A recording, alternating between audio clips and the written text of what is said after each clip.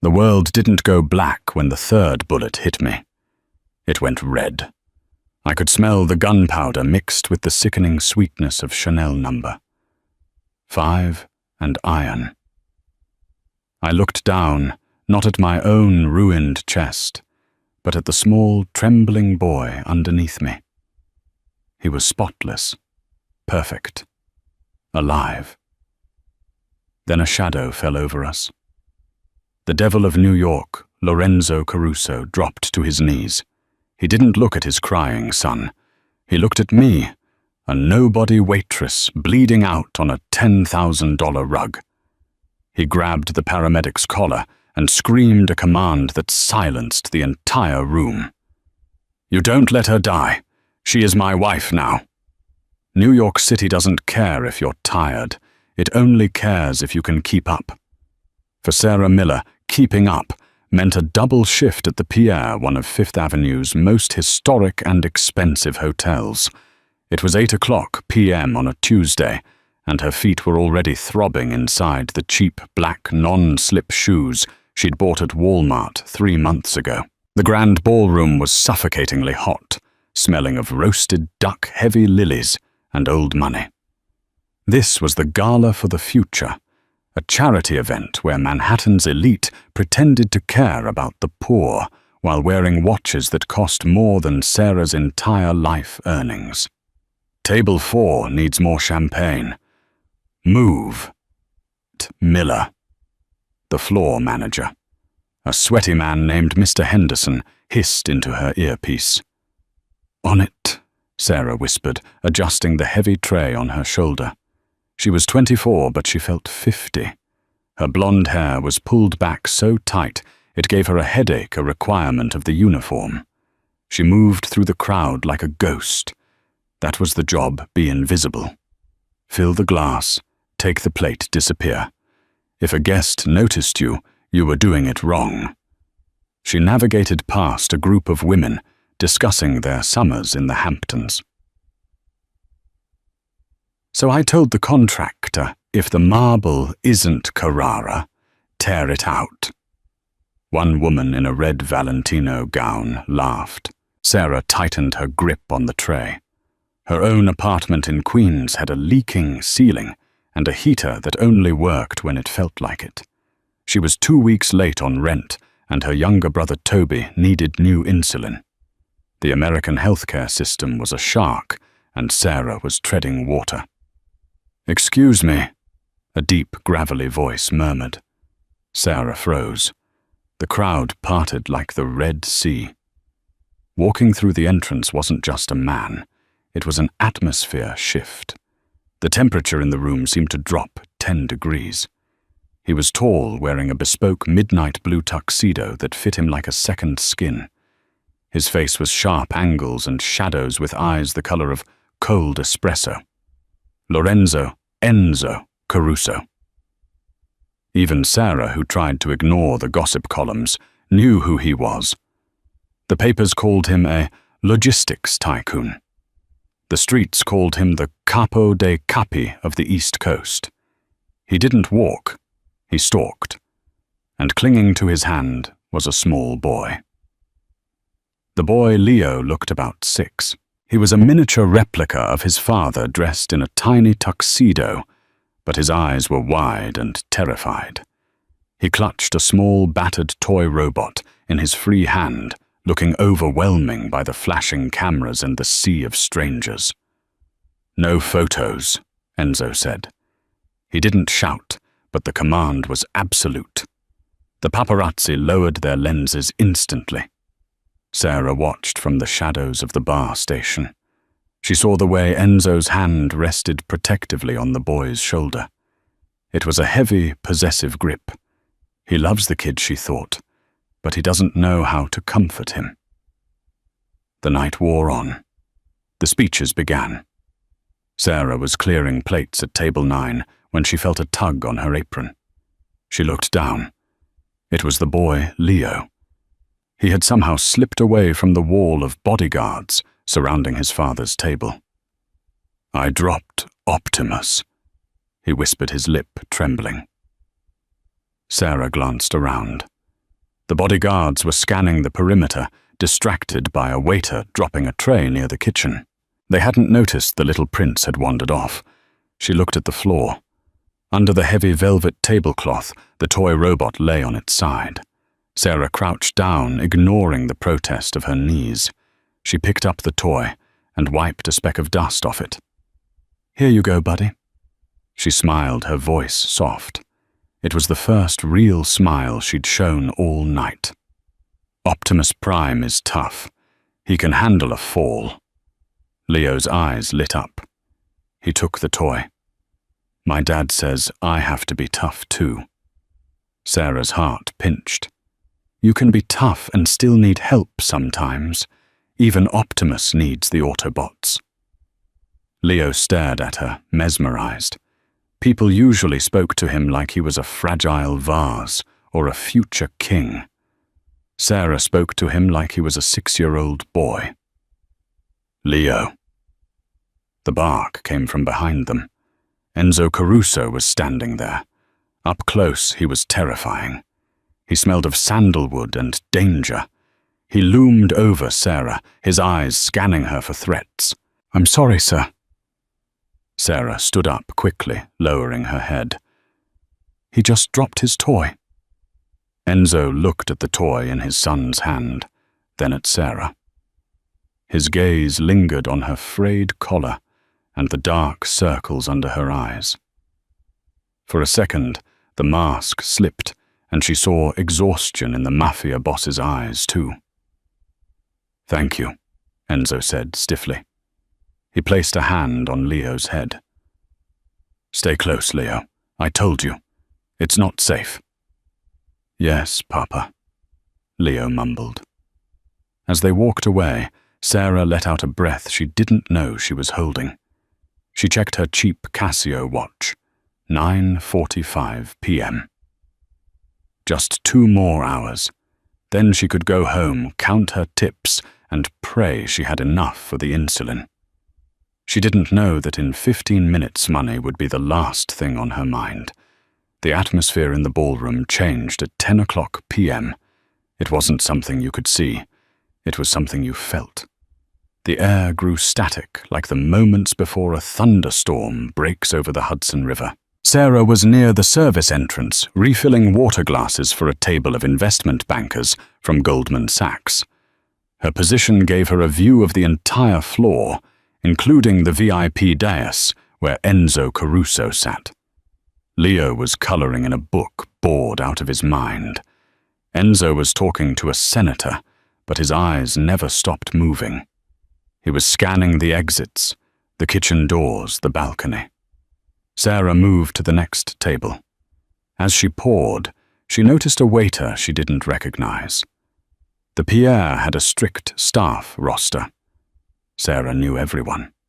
She knew that Jose had a newborn, that Maria had a bad hip, and that David stole mints from the front desk. But she didn't know the man moving toward the VIP table. He was walking too fast. Waiters are trained to glide to be unobtrusive.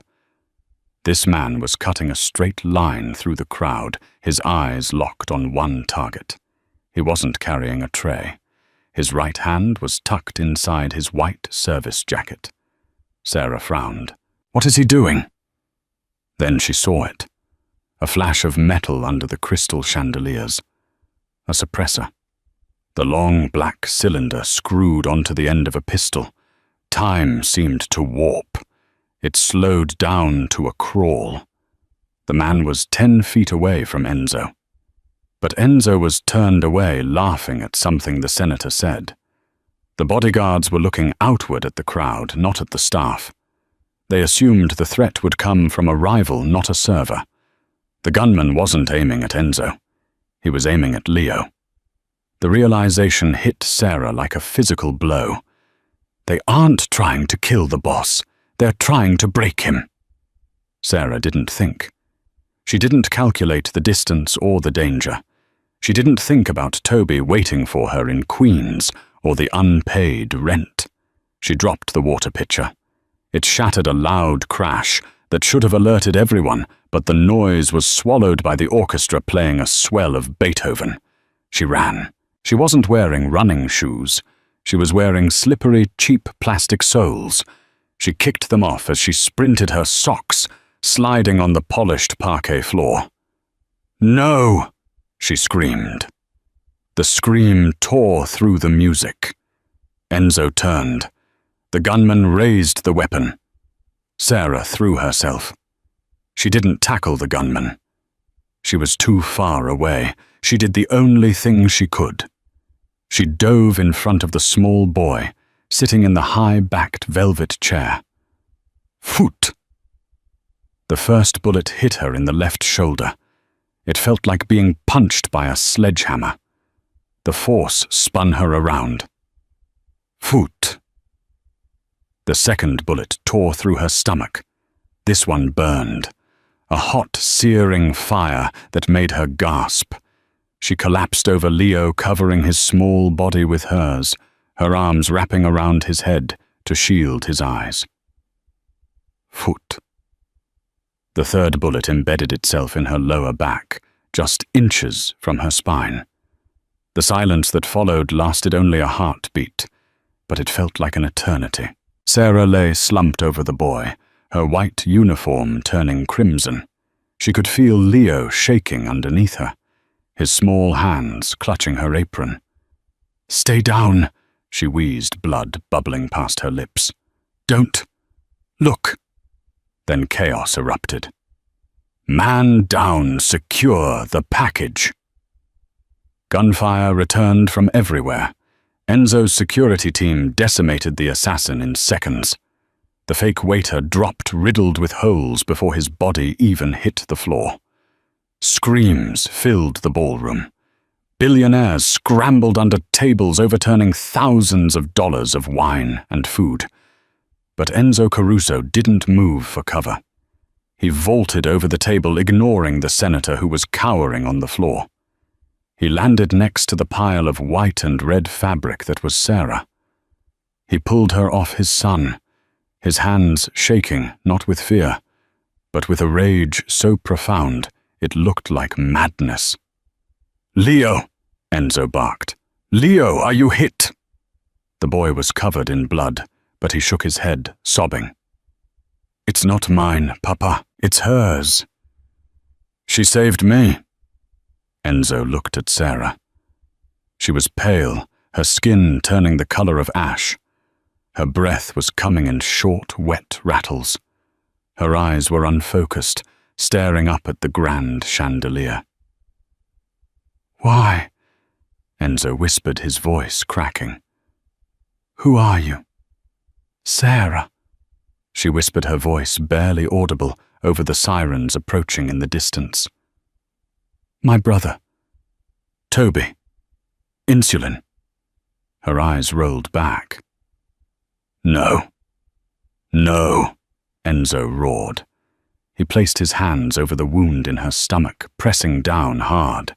The blood oozed between his fingers, staining his diamond cufflinks and his bespoke suit. This was the blood of a peasant mixing with the hands of a king. Paramedics burst through the double doors, flanked by NYPD officers. They rushed toward the scene, but Enzo's bodyguards blocked them, guns drawn. "Let them through," Enzo commanded. The medics fell to their knees beside Sarah. One of them, a seasoned EMT named Collins, checked her pulse and shook his head grimly. "She's lost too much blood. BP is crashing. We need to transport, but..." He looked at the severity of the wounds. "She's a Jane Doe, likely no insurance. We'll take her to County." "County," Enzo snarled. County Hospital was where people went to die in hallways. "She took a bullet for my son. So protocol dictates protocol." Enzo stood up. He looked like a demon rising from hell. He was covered in her blood. He looked around the room. The press was there. The rival families were there watching. The world was watching. He needed to save her life. But more than that, he needed to ensure that whoever sent that assassin knew that she was under his protection. If she survived this, the assassin would come back to finish the job. Unless she was untouchable. Enzo looked down at Sarah's fading face. He made a decision that would shatter the truce of the 5 families. "She doesn't go to county," Enzo announced, his voice booming through the silent ballroom. "Take her to New York Presbyterian. Call Dr. Rossi. Tell him to prep the OR. So Dr. Rossi is a private surgeon. He won't operate on a waitress without authorization and upfront payment," the medic stammered. Enzo grabbed the medic by the vest. "She is not a waitress," Enzo hissed loud enough for the cameras to hear. "She is my wife." A collective gasp went through the room. We didn't know you were married, Mr. Caruso," the medic stuttered, terrified. "I am now," Enzo said, his eyes cold and hard as diamond. He looked at his head of security. "Get the jet ready. If she dies, every person in this room dies." He looked back at the medic. "You treat her like Mrs. Lorenzo Caruso. You treat her like the Queen of New York. Do you understand?" Yes, sir." They loaded Sarah onto the stretcher. As they wheeled her away, Enzo scooped up Leo in one arm. He walked alongside the stretcher, his hand gripping Sarah's limp, blood-stained hand. He squeezed it. "You don't get to die, Sarah Miller," he whispered into the chaos.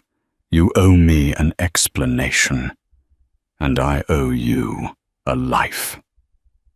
The waiting room of the VIP wing at New York Presbyterian was silent save for the hum of the industrial air conditioning and the rhythmic tapping of Enzo Caruso's Italian leather shoe against the sterile tile floor. It had been 4 hours. 4 hours since the doors to Surgery Suite 1 had swung shut, swallowing the girl with the blonde hair and the fraying uniform. Enzo sat in a chair that was too small for him, his elbows resting on his knees, his hands clasped together. They were scrubbed clean, now he had washed them in the bathroom sink until the water ran clear. But he could still feel the phantom warmth of her blood. It was a sticky, accusing sensation that soap couldn't remove. Beside him, curled into a tight ball on a leather love seat, was Leo. The boy had finally fallen asleep, exhausted by trauma. He was wearing an oversized hospital t-shirt because his tuxedo had been ruined. Even in sleep, Leo's face was pinched, his eyebrows drawn together in a nightmare. "Boss." Enzo didn't look up. He knew the footsteps. It was James, his consigliere and oldest friend. James looked out of place in the clinical brightness, his grey wool coat smelling of the damp New York night. "Report." Enzo said, his voice a low rumble that didn't wake the boy. James sat in the chair opposite him, keeping his voice hushed. The shooter was a freelancer, Serbian national. No direct ties to the families, but the weapon was high grade. Someone hired him to make it look like an accident or a robbery gone wrong. But hitting the kid... James shook his head, his jaw tight. That was a message. They wanted to end your bloodline. Enzo's eyes flicked to the sleeping boy. A muscle feathered in his jaw. They failed. Because of her. Yes, James agreed quietly. Because of the waitress, Sarah Miller. I ran her background. Enzo finally looked up. His eyes were bloodshot, the exhaustion of the adrenaline crash setting in. Tell me. It's bleak, Enzo. Parents died in a car wreck 4 years ago. She dropped out of community college to take care of her brother Tobias. He's 19, type 1, diabetic, brittle. He's been in and out of the ICU because they can't afford the good insulin or the continuous monitors. She works 60 hours a week at the Pierre and another 20 at a diner in Queens just to keep the lights on. Enzo stared at the wall. He thought of the moment in the ballroom. My brother. Toby. Insulin. Her last thoughts hadn't been fear of death. They had been fear of failing her brother. She's alone, Enzo murmured. No one to miss her if she dies on that table. No one to protect her if she survives. That brings us to the other problem, James said, leaning in. The press. The video of you screaming that she's your wife is trending on Twitter. It's on CNN. The 5 families are calling. The commission is confused. If they find out you lied to get her into surgery. If they find out she's just a civilian witness, she's a loose end. Enzo finished the thought. If she's a civilian, the people who hired the shooter will finish the job.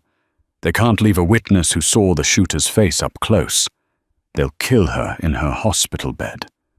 Exactly. Unless she really is my wife, Enzo said. The air in the room seemed to get heavier. Enzo, you can't be serious. You can't marry a stranger to clean up a PR mess. Enzo looked at the double doors of the surgery suite. He remembered the weight of her body as she threw herself over his son. He remembered the ferocity in her eyes when she told Leo he didn't have to be tough. She took 3 bullets for a boy she didn't know, James. My own captains wouldn't have moved that fast. Enzo stood up, walking to the window that overlooked the East River. I owe her a life debt. In our world, a life debt is binding. The doors to the surgery suite opened with a hydraulic hiss. Enzo turned instantly. Dr. Rossi, the chief of trauma surgery, stepped out. He looked exhausted, his surgical cap pulled low. He stripped off his gloves, his expression unreadable. Enzo walked toward him, stopping 2 feet away. He didn't ask. He just waited. She's alive, Rossi said. Enzo let out a breath, his shoulders dropping half an inch. But, Rossi continued, raising a hand, it was close. We had to remove her spleen. The bullet in the shoulder shattered the clavicle. We plated it. The real issue was the 3rd bullet. The spine, Enzo said. It missed the spinal cord by 2 millimeters, Rossi said, shaking his head in disbelief. If she had moved an inch to the left, she'd be a quadriplegic. As it stands, there is significant nerve trauma. She will have mobility issues for a while. She'll need months of physical therapy. It's going to be a long, painful road. Will she walk? Eventually. With help. But Enzo, Rossi lowered his voice. She lost a lot of blood. She was technically dead for 30 seconds on the table before we got the rhythm back. She's in a medically induced coma for now to let the swelling go down. We'll wake her in 24 hours. Enzo nodded slowly. Move her to the penthouse suite. Private security only. No hospital staff enters without my men checking them first. Enzo, the administrators are asking for the insurance papers, Rossi said nervously. And the marriage license. They need proof of kinship for you to make these decisions. Enzo reached into his jacket pocket and pulled out a black checkbook. He didn't write a check. He just looked at James. James, Enzo said, his voice devoid of emotion. Call Judge McKinnon. Tell him I need a favor. I need a marriage license backdated to yesterday. And get the hospital administrator down here. I'm buying the wing. James stared at him, then sighed, pulling out his phone. I'll make the call. Enzo looked back at the doctor. She wakes up as Mrs. Caruso. Let's hope she doesn't hate the name. Waking up was not like in the movies. There was no sudden gasp, no snapping open of eyes. For Sarah, it was a slow, agonizing crawl through thick mud. First came the sound, The rhythmic beep, beep, beep of a heart monitor. The hum of a machine breathing for someone nearby. Then came the smell, sterile, sharp, like bleach and expensive flowers. Then came the pain. It wasn't a sharp pain anymore. It was a dull, heavy throb that encompassed her entire body, as if her bones had been replaced with lead pipes. She tried to move her hand, but it felt miles away. "Easy," a voice said. It was deep, vibrating through the air like a cello string. "Don't try to move yet." Sarah forced her eyes open. The light was blinding. She blinked rapidly, trying to clear the fog. She wasn't in a hospital room, or at least not one she had ever seen. The ceiling was high-painted with calming clouds. There were heavy silk drapes covering the windows. A crystal vase filled with white roses sat on a mahogany bedside table. She turned her head, the movement sending a spike of fire down her neck. Sitting in a wingback chair next to the bed was the man from the ballroom, Enzo Caruso. He wasn't wearing the tuxedo anymore. He was wearing a black button-down shirt, the sleeves rolled up to reveal forearms covered in dark ink tattoos of thorns and geometric lines. He looked tired. There was stubble on his jaw and a coffee cup in his hand. Memory crashed into Sarah like a tidal wave. The gala, the boy, the gun, the burning. "Leo," she croaked. Her voice was like sandpaper. "The boy." Enzo's eyes softened just a fraction. He leaned forward, placing the coffee cup down. "Leo is fine. He's at home, safe. He hasn't stopped asking about you." Sarah closed her eyes, relief washing over her. "Good. Good." Then the panic set in. Where am I? I have work." "Toby." She tried to sit up. "Stop," Enzo commanded. He didn't shout, but the authority in his voice froze her. He stood up and gently placed a hand on her uninjured shoulder. "You have been shot 3 times, Sarah. You were in surgery for 9 hours. You are not going to work." "My brother," she gasped, tears forming in her eyes due to the pain and fear. "He needs his shots. He doesn't know where I am. The rent—" "Your rent is paid," Enzo said flatly. "Your lease is broken. Your apartment is packed." Sarah stared at him, the drugs making it hard to process his words. "What?" "And Tobias." Enzo continued watching her carefully, is currently in a private room at the Sinai Center for Endocrinology. He has a new continuous glucose monitor, a dedicated nurse and a treatment plan paid for the next 5 years. The room went silent. The only sound was the beep, beep of the machine picking up speed as Sarah's heart rate climbed. "Who gave you the right?" she whispered, fear creeping in. This wasn't charity. Men like Enzo Caruso didn't do charity. "Why would you do that?" Enzo sat on the edge of the bed. He was too close. He smelled of danger and power. "Because," he said, locking eyes with her, "you are my wife." Sarah laughed. It was a weak, hysterical sound that turned into a cough. I'm hallucinating.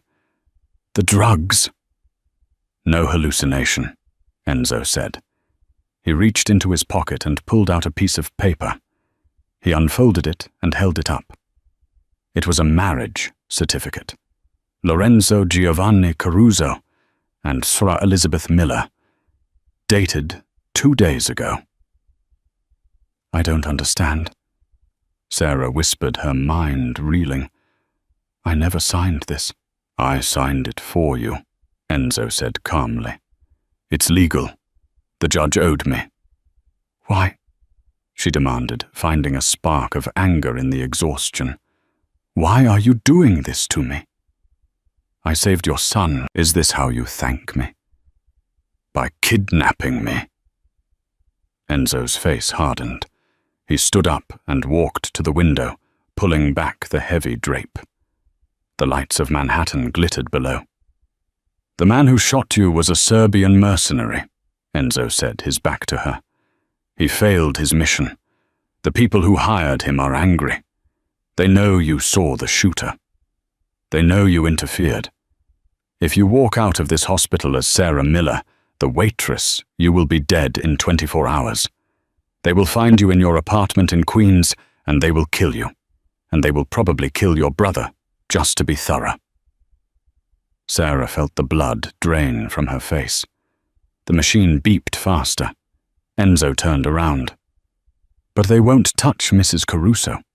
In my world, wives are off limits. It is the oldest rule. If I claim you, you are under my protection. The entire underworld knows you are mine now. To touch you is to declare war on the 5 families. He walked back to the bed, looming over her. I didn't do this to trap you, Sarah. I did it to keep you alive. You saved my son. Now I am saving you. Sarah looked at the certificate, then at the man. He was terrifying, yes. But he had also secured 5 years of medical care for Toby, something she had prayed for every night for 4 years. So what happens now? She asked, her voice trembling. I just... Pretend. There is no pretending, Enzo said. You will live in my house. You will wear my ring. You will be a mother figure to Leo, who is currently too traumatized to speak to anyone but me. And in return, you and your brother will never want for anything again. He reached into his pocket again. This time he pulled out a ring. It wasn't a delicate band. It was a massive, vintage emerald-cut diamond surrounded by smaller diamonds. It looked heavy. It looked like a shackle. Give me your hand, he said. Sarah hesitated. She looked at the door. It was closed. She looked at her legs, hidden under the sheets, numb and useless. She thought of Toby, safe in a private clinic. She slowly lifted her right hand. Enzo slid the ring onto her finger. It fit perfectly. Welcome to the family, Sarah, he whispered. Just then the door creaked open. A small head peered around the frame. Papa! It was Leo. He was holding the toy robot. Enzo turned, his face instantly softening. Come in, Leo. She's awake. Leo walked hesitantly toward the bed. He looked at Sarah, his eyes wide and fearful. He saw the tubes, the pale skin. Did I break her? Leo asked, his voice wobbling. Sarah's heart broke. Despite the pain, despite the forced marriage, despite the fear of the Mafia Don standing over her, she smiled. No, sweetie, she whispered, reaching out her hand, the one with the heavy ring. I'm not broken, just under repair, like Optimus. Leo rushed forward and buried his face in the side of the mattress, careful not to touch her wounds. Sarah rested her hand on his soft hair. Enzo watched them. The waitress and the heir. He knew he had made a deal with the devil to keep her safe. But looking at them now, he realized the danger wasn't just from the assassins outside. The danger was that for the first time in 10 years since his first wife died, the ice around his heart was starting to crack. And in his world feeling was a weakness that got you killed. Discharge day was a military operation. There were no flowers or balloons. Instead, there was a sweep of the hospital corridor by 4 men in dark suits who spoke into their wrists. Sarah was transferred from her bed to a wheelchair. Her body stiff and aching, wrapped in a cashmere coat Enzo had provided. It cost more than her car. "We move in formation," James the consigliere instructed the team. "Eyes open. The elevator is held." Enzo stood by the window watching the street below. He turned only when Sarah was settled in the chair. He didn't smile. He looked like a general surveying a battlefield. "Ready?" he asked. It wasn't really a question. "Do I have a choice?" Sarah replied, her voice weak, but carrying a trace of her old defiance. "No," Enzo said simply. The ride to the estate was silent. They sat in the back of an armored Cadillac Escalade, separated from the driver by a partition. The glass was an inch thick, bulletproof. The rain hammered against the windows, distorting the lights of the George Washington Bridge as they crossed from the city into the dark, wealthy cliffs of Alpine, New Jersey. Leo sat between them, clutching his robot, his head resting on Sarah's thigh. Every time the car went over a bump, Sarah winced, her hand tightening on the leather armrest. Without looking at her, Enzo reached out and adjusted the heated seat controls on her side. "The heat helps the nerve pain," he murmured. Sarah looked at him. "You've been shot before." Enzo stared straight ahead at the rain-slicked road. "3 times, once in the shoulder, twice in the leg. I know the feeling. It feels like ants crawling inside your bones." It was the first personal thing he had shared. It was a reminder. I am a violent man. You are in a violent world. The car slowed as they approached a set of massive iron gates. They were 12 feet high, topped with hammocks that looked medieval. Security cameras swiveled to track the vehicle. The gates groaned open, revealing a winding driveway lined with ancient oaks that looked like skeletal fingers in the headlights. The Caruso estate was not a house. It was a monolith. Limestone and glass, it rose from the cliffside like a fortress. It was beautiful, cold, and intimidating. As the car stopped under the portico, a line of staff was already waiting. Maids, a butler, a chef. They stood with their hands clasped behind their backs, eyes lowered. "They look like they're afraid of you," Sarah whispered. "They are," Enzo replied as the door opened. "Fear keeps order. Order keeps us alive." Enzo stepped out, buttoning his suit jacket. He didn't wait for the driver to help Sarah.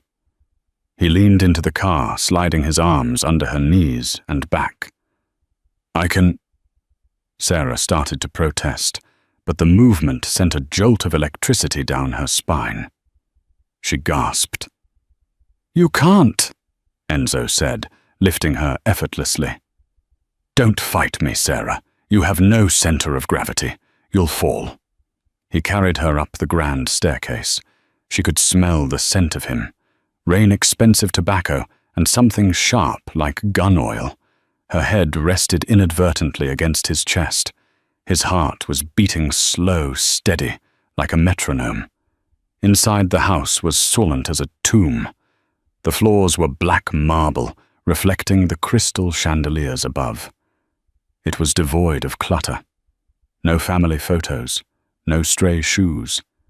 It was a showroom, not a home. "Leo, go with Martha. She has your dinner," Enzo commanded. "But I want to stay with Sarah," Leo protested. "Sarah needs rest. Go." Leo slumped but obeyed, following an elderly housekeeper. Enzo carried Sarah to the second floor, down a long gallery hall, and kicked open a set of double doors. The room was vast. A fireplace crackled on one wall. A king-sized bed with a canopy dominated the center. But what caught Sarah's eye was the wheelchair waiting by the bed, sleek, titanium modern. He placed her gently onto the duvet. He lingered for a second, his face inches from hers. For a moment, Sarah thought he might say something kind. "This is the East Wing," he said instead. "My rooms are connected through that door on the left. You do not lock that door." Sarah bristled.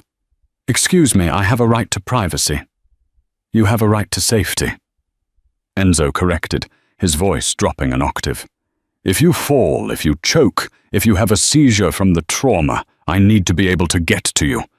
You are not a guest, Sarah. You are an investment I am protecting." He straightened up, fixing his cuffs. "Dinner will be brought to you. Dr. Rossi will visit in the morning for your PT. Don't leave this floor." He turned to leave. "Enzo!" she called out. He stopped at the door, hand on the brass knob. "Thank you," she whispered, looking at the fire. "For Toby." Enzo didn't turn around. "Don't thank me yet. You haven't seen the price tag of this life." He closed the door. Sarah listened to the click of the latch. She was safe. She was wealthy. She was married to the most powerful man in New York, and she had never felt more like a prisoner. A week passed in a blur of agony and rain. Recovery was not a straight line. It was a jagged spiral. The mornings were the hardest. The nerves in Sarah's lower back would scream as soon as she tried to shift weight. Her days were regimented. At 8 a.m., a maid brought a tray of fruit and oatmeal she was too nauseous to eat. At 9 a.m., Doctor Rossi arrived with a physical therapist named Helga, a woman with hands like steel grips who showed no mercy. "Push Mrs. Caruso," Helga would bark as Sarah gripped the parallel bars set up in her room, sweat dripping down her face. "If you don't use the muscles, they atrophy. Do you want to be in the chair forever?" "I'm trying." Sarah gritted out her legs, shaking violently. Enzo was rarely seen during the day. He was a ghost in his own house. Sarah would hear the helicopter taking off from the lawn at dawn, taking him to the city. She would hear the heavy thud of the front door late at night. But she felt his presence, the fresh flowers that appeared daily, the upgraded pain medication when he noticed she was suffering, the way the staff treated her with a terrified reverence. The only bright spot was Leo. The boy had ignored his father's rules about letting Sarah rest. Every afternoon, he would sneak into her room with his backpack. He would sit on the rug beside her wheelchair and read to her or play with his transformers. "Papa says you're broken because of me," Leo said one rainy Tuesday, snapping a plastic wing onto Starscream. Sarah was sitting by the window watching the grey ocean of the sky. She turned the wheelchair around. "Come here, Leo." The boy walked over. Sarah reached out and took his small hands. "Look at me. I am not broken. I am healing. And it wasn't because of you. It was because of a bad man. You didn't pull the trigger. Papa says it's his fault too, that he wasn't careful. Your papa." Sarah sighed, realizing the weight the man carried. "Thinks he controls the sun and the moon, but he can't control everything." That night, the house was particularly quiet. The storm had knocked out the power grid in the town, and the estate was running on backup generators. The lights flickered and hummed. Sarah couldn't sleep. The pain in her back was a dull roar. She maneuvered herself from the bed to the wheelchair, intending to go to the ensuite bathroom for a glass of water. Then she heard it. A scream, high-pitched and terrified. Leo. It was coming from down the hall. Sarah didn't think. She wheeled herself to the door. She pushed it open and rolled into the dark corridor. "Leo!" she called out. Another scream. "No, no, don't!" Sarah spun the wheels, ignoring the pain in her shoulders. She reached the door to Leo's room. It was ajar. Inside, the boy was thrashing in his bed, tangled in the sheets. He was caught in a night terror. Sarah rolled to the bedside. "Leo, wake up. It's okay." She reached out to shake his shoulder. Suddenly, a shadow loomed in the doorway. A gun clicked. "Step away from him." Sarah froze. She looked up. Enzo was standing there, a beretta leveled at her chest. He was shirtless, wearing only silk pajama pants. His body was a map of scars, knife wounds, bullet holes, burns. He looked wild, his eyes adjusting to the darkness. "Enzo, it's me," Sarah whispered, holding up her hands. "He's having a nightmare." Enzo lowered the gun instantly, letting out a sharp curse. He engaged the safety and tossed it onto a chair.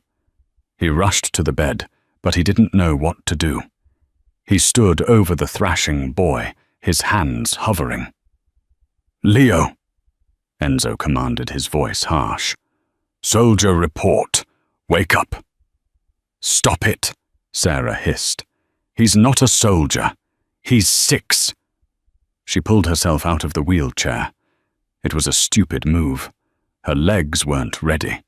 They buckled immediately. "Sarah," Enzo lunged, catching her inches from the floor. His arm wrapped around her waist, pulling her flush against his bare chest. She grabbed his shoulders for stability. His skin was burning hot.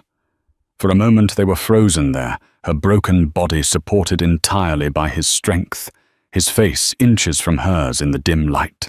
She could feel the hard lines of his abs, the scar tissue on his ribs. She looked up into his eyes. They weren't cold anymore. They were wide, frantic, and human. "I've got you," he whispered. His voice was rough. "Help him," Sarah whispered back, nodding at the bed. "Put me on the bed with him." Enzo hesitated, then lifted her and placed her gently on the edge of Leo's mattress. Sarah immediately pulled the crying boy into her arms. "Shh, Leo. I'm here.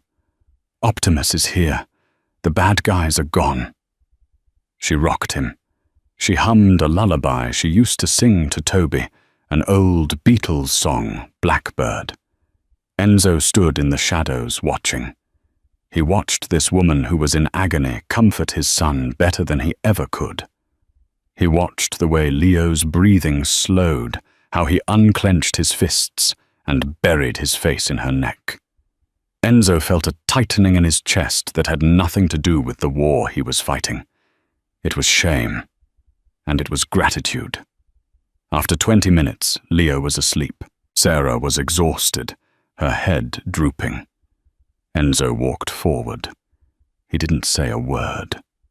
He picked Sarah up from the bed, carrying her bridal style. "I can take the chair," she murmured sleepily against his shoulder. "No," Enzo said. He carried her back to her room. He laid her down. But he didn't leave immediately. He sat in the chair beside her bed. "The night his mother died," Enzo said into the darkness, his voice sounding like gravel being crushed. "She was in the car with me. They rigged the ignition. I got out. She didn't." Sarah turned her head on the pillow, looking at his silhouette. "That's why you're so hard on him," she realized. "You think if you make him tough, he won't break like she did." "I think if I make him tough, he won't need me," Enzo corrected. "Because one day, my luck will run out, and he will be alone." "He's not alone anymore," Sarah said softly. Enzo looked at her. The moonlight caught the ring on her finger, the ring that had belonged to his grandmother. "No," Enzo said, standing up. "He isn't." He walked to the door. "Get some sleep, Sarah. Tomorrow the tailor is coming. The gala for the mayor is in 3 days." "I can't go to a gala. I can't walk," she protested. Enzo paused at the door. You are Mrs. Caruso. You don't need to walk. You just need to sit on the throne I built for you and let them see that we are not afraid." He opened the door, and Sarah, "Yes, the next time you hear a noise in the night, don't come out. I almost shot you." "I know," she said. "Good." He closed the door. But outside in the hallway, Enzo Caruso leaned his forehead against the wood and took the first shaky breath he had taken in years. The Metropolitan Museum of Art was closed to the public, transformed into a glittering cavern of gold and velvet for the mayor's annual ball. This was the lion's den. Every major crime boss, corrupt politician, and ruthless CEO in New York was in attendance, sipping champagne and plotting wars behind polite smiles. For Sarah, the entrance felt like walking, or rather rolling, to the gallows. She wore a custom-made gown of deep crimson silk, designed to drape elegantly over the wheelchair, while concealing the surgical brace around her waist. Her blonde hair was swept up, revealing the diamond necklace that Enzo had fastened around her neck an hour ago. It was cold against her skin, a heavy reminder of who she belonged to now. "Head up," Enzo whispered, his hand resting firmly on the handle of her wheelchair. He was a wall of black wool and tension behind her. "If they smell fear, they bite." "I'm not afraid of them," Sarah replied, her voice steady, despite the trembling in her hands. "I'm afraid of tripping over this dress. I won't let you fall. Never again." The double doors swung open. The hum of conversation died instantly. Enzo Caruso didn't sneak in. He pushed his wife into the center of the room, challenging the world to look at her. And they did. They looked at the woman who had taken 3 bullets and survived. They looked at the waitress who had become a queen. Sarah felt the weight of hundreds of eyes. She saw the pity in the women's faces and the predatory calculation in the men's. "Caruso!" a voice boomed. Vincent Russo, the head of the rival Brooklyn family, stepped forward. He was a large man, smelling of cigars and arrogance. He held a glass of scotch, his eyes flickering over Sarah's wheelchair with mocking sympathy. "A tragedy," Russo said loud enough for the nearby tables to hear. "To see such a beautiful flower broken in the pot. Tell me, Enzo, is she just a decoration now? Or can she still perform?" The insult hung in the air like toxic smoke. Enzo's grip on the wheelchair tightened so hard his knuckles turned white. He stepped forward, his eyes darkening into murder. "Careful, Vincent." Enzo growled. "No, Enzo," Sarah said. Her voice was soft, but it cut through the tension like a razor blade. She unlocked the brakes of her wheelchair. Gripping the armrests, she gritted her teeth against the searing pain in her spine. Using every ounce of strength she had built during those agonizing therapy sessions with Helga, she pushed herself up. The room gasped. Sarah stood. She was shaky, swaying slightly, but she was standing. She looked Vincent Russo in the eye. She was almost as tall as him in her heels. "I am not a decoration, Mr. Russo," Sarah said, her voice ringing clear. "And I am not broken. I am the woman who shielded the Caruso bloodline with my own body. What have you done lately besides hide behind your men?" Russo's face turned a mottled purple. He opened his mouth to retort, but Sarah wasn't finished. She leaned in closer, her eyes locking onto the gold lapel pin on Russo's jacket. It was a small, unique design, a serpent eating its own tail. A flash of memory hit her. The kitchen at the Pierre. The waiter who had shot her. Before he had put on his jacket, she had seen him adjusting his tie. He had worn a tie clip with that exact same symbol. The serpent. Enzo, Sarah said, her eyes never leaving Russo's. The man who shot me. He wasn't a freelancer. He was wearing Vincent's crest. The silence that followed was absolute. Enzo looked at the pin. Then he looked at Russo. The realization was instant. The war wasn't coming. It was already here. You broke the truce, Enzo said, his voice terrifyingly calm. You targeted a child, and you shot my wife. She's a waitress, Russo sputtered, stepping back, realizing he had been exposed by the one person he thought was helpless. She is a Caruso, Enzo declared. He didn't draw a weapon. He didn't have to. He simply nodded to the shadows of the room. Dozens of men security waiters, even the band members, stepped forward. Enzo's network was everywhere. Leave, Enzo whispered to Russo.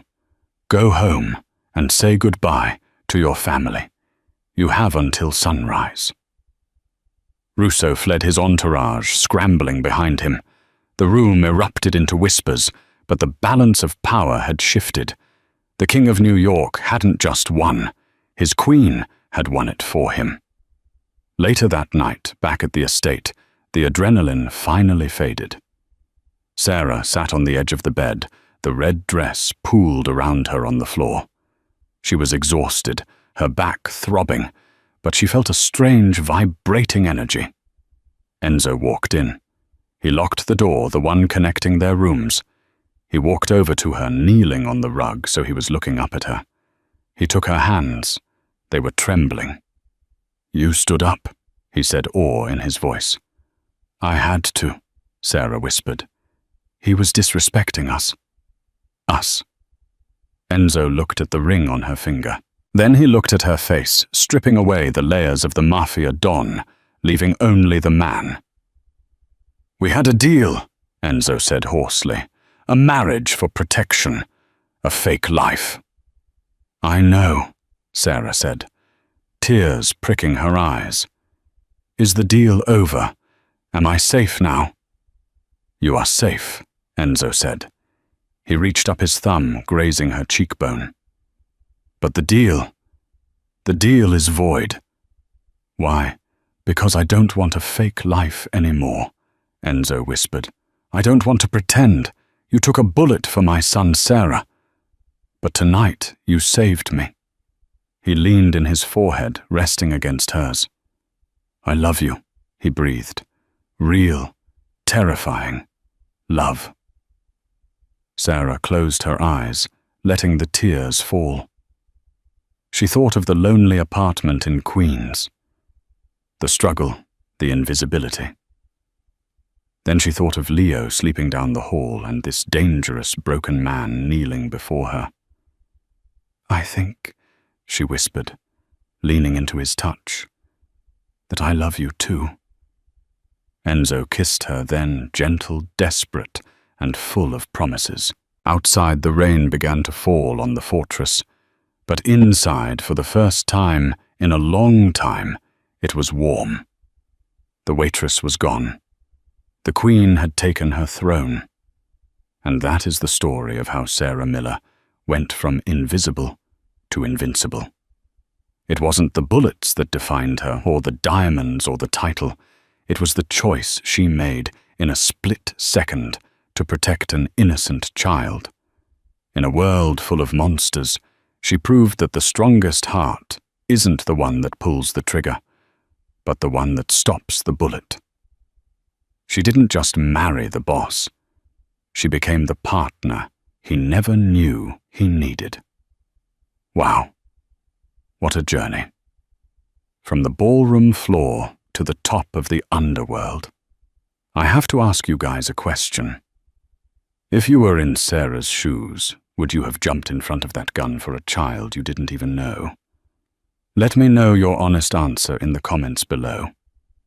I read every single one. If you enjoyed this story and want more dramatic romances with crazy twists, please hit that like button It really helps the channel, and don't forget to subscribe and ring the bell so you never miss the next episode. Thanks for watching, and I'll see you in the next story.